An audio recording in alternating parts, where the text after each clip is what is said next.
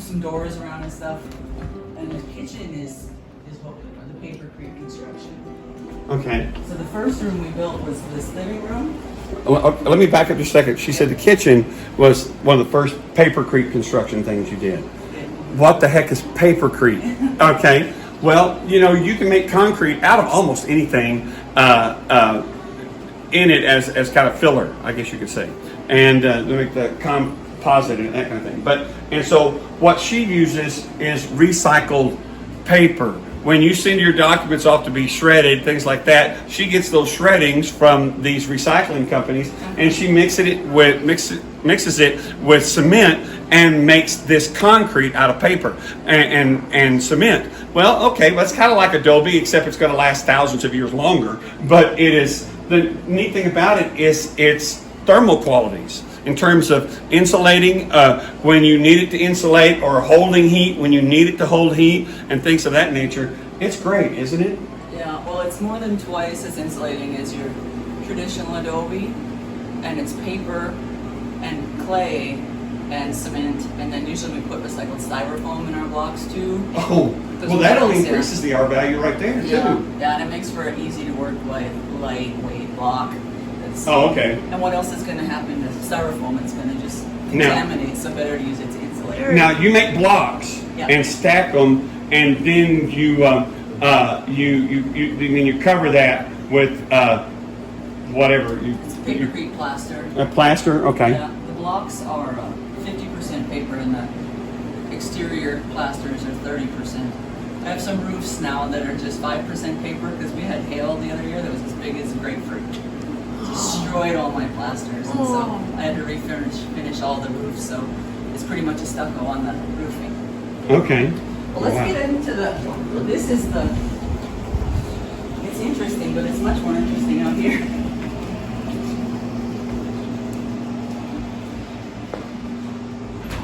I'll let you. Wow. Yeah, so this room, I was going to tell you, and a traditional Adobe block is 40 pounds. Yeah. And so once you're lifting a block this high, you go, wow, this is going to be really hard. Yeah, and how long a day can you do that? Yeah. You know? Yeah, and so the guy that we were working with was been in construction all his life, and he had heard of Papercrete. He built some alternative construction stuff. He did a hail bale house and stuff. All right. So he'd heard of Papercrete, and so we said, we'll try it. So about there, we started building with Papercrete and found it to be. And I think we're the largest structure made of paper on the planet. Although Guinness will not acknowledge me. Have you contacted them? Sure. Oh, you have a nice pool like this on a little B&B. That's kind of, I don't know if I've ever seen a B&B with a pool. Oh yeah, well it functions to, because it circulates the water and then the heat gets pulled out of this, but it functions, even though the garden's over there, it functions to heat the garden in the winter. Yeah, I kind of figured it was something like that. It's recreational and art, and it's, come on, Sneaker. We're switching our smallest room to a suite. All right. Are you filled up most of the time, most of the year? I guess it's second weekend in August. There's a thing called the MARE-thon Songwriters Festival. It's put on by a lot of people in the Gage Hotel. Okay. And so we fill up for that weekend. All right, good. Yeah, and so we're busy through New Year's, and then January is a lull. But then Valentine's Day kind of starts the next high season. So we go Valentine's Day to mid-May, and then people think it's hot in May and June, so not a lot of people come. But by August, we're picking up again. Well, yeah. So this is the backyard. Oh, now, when you do have a lot of people here, do you have events here, and little barbecues or stuff like that? Serve people, mimosas or whatever. Well, out here? today is Sunday, and so usually on Sundays the neighbors come over for champagne.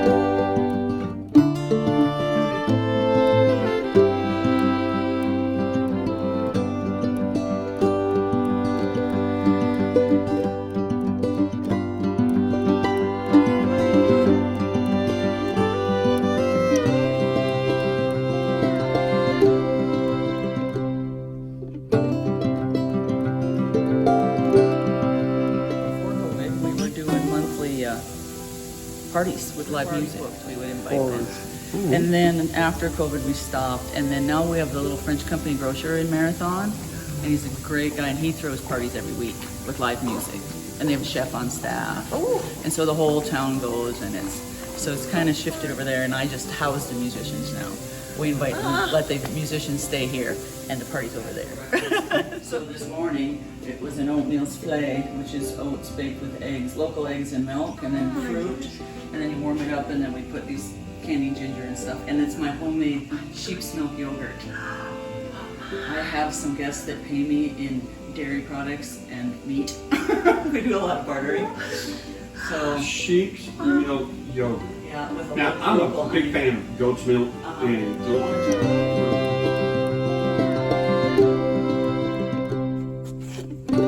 the cats. So beyond this is my construction area. And then you could see an unplastered wall there. Yes. So you see that we make those blocks, and then you just mortar them together. Plaster over. So much. We all work hard. yeah. Yeah, well, we're 20 years in. So, but it's the three of us mostly.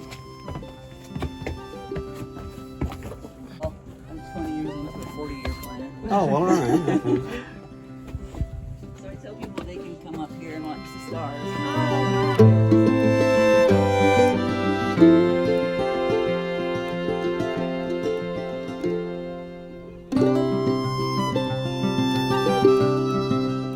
They probably come in here already knowing what they're getting to some Most of the degree. time. Yeah. Sometimes if there's a wedding at the gauge and the bride assigns all the grand aunties to stay with us, you know, these people from the big city come in with their hair done and they're like, where am I?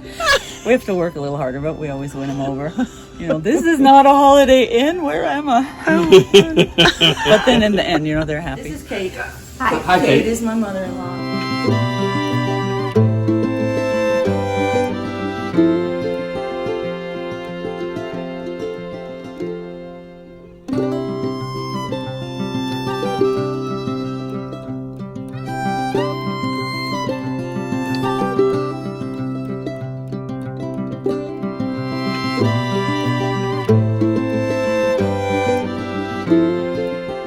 Who wouldn't want to stay here?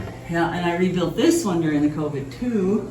I had a leak in the plaster up here, and so I had to chip it out to expose it and let it air out. And then fill it and everything, yeah. And then I realized, so this was just a dome that came all the way down flush here. The arches weren't exposed. And so I came through and tore off all the plaster to expose the arches. Wow. Because we had a guy helping us build this back in 2008. And sometimes he was a drinker. And he just brought the plaster down flush and just and then we smeared it just all said- on the arch, and you couldn't tell there was an actual a structural arch there. Yeah. Well, we built the greenhouse before any rooms were built. Like, greenhouse first, plant some trees, you know, and people would say, "You crazy, what are you doing? You're supposed to be building." But anyway, this bougainvillea is about 20-something years old, 21 years old probably. And then the bougainvillea down the other end is about 15 years old. And normally we have a lot more roses in here. Come look at this rose. Beautiful Oops, color. the one with the grasshopper on it. They're called David Austin antique roses. Doesn't work, you just try something else. Absolutely. That's Yeah. what. What kind of roses are these? All kinds. Made any grapefruits, but there's one. Oh my goodness. Last year it made a dozen. It only bloomed the bottom, and it made a dozen grapefruit. This year I water by hand because you see the plants.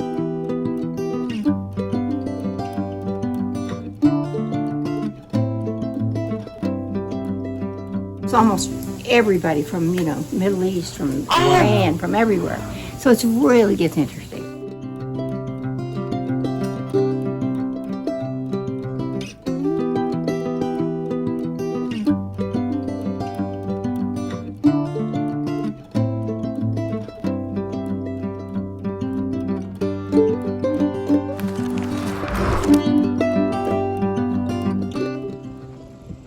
All right, here we are still in MARE-thon, Texas. Behind me is the famous Gage Hotel, established in, I think, 1927, and with only, I don't know, a dozen, 17 rooms, something like that. Now it has maybe 49. It's a great place. and and we're going to go visit it here right now. It's on the National Registry of Historic Places. It's a neat place.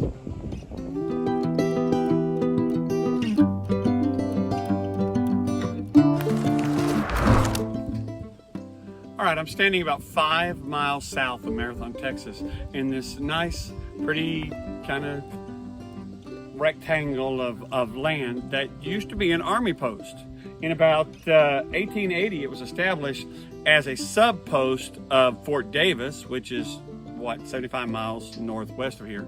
And it was a place that the soldiers could come, the cavalry could come from Fort Davis here, get supplies, do whatever they need to, and then prevent Apache and sometimes I guess Comanche, but mostly Apache raids into Mexico in the 1880s or something like that. And it was abandoned in 1893, about the time that, you know, the Indian threat was pretty much eradicated.